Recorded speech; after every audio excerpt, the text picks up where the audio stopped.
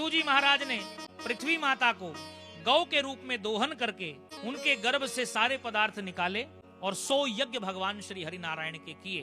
पृथु महाराज के यज्ञ से देवराज इंद्र घोड़ा चोरी करके ले गया। क्यों? क्योंकि जो 100 यज्ञ करता है वो इंद्र की गद्दी का अधिकारी हो जाता है।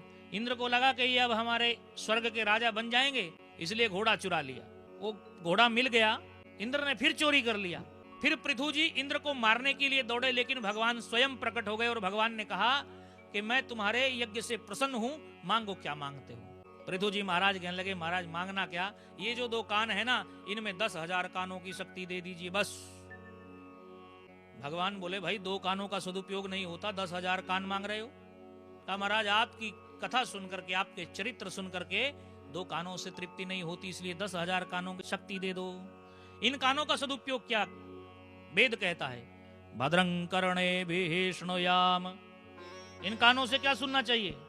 हरि की कथा सुननी चाहिए, भगवान का नाम सुनना चाहिए। इन आंखों से क्या देखना चाहिए? हरि का दर्शन होना चाहिए महाराज। इन हाथों से क्या हो? सेवा हो। इन चरणों से क्या हो? तीर्थ यात्रा हो। इस जीवा से क्या हो? हरि का नाम हो। कोई कानों से सुन करके हरि के नाम को कहे कि बस तृप्ति हो गई, इसका मतलब क्या है?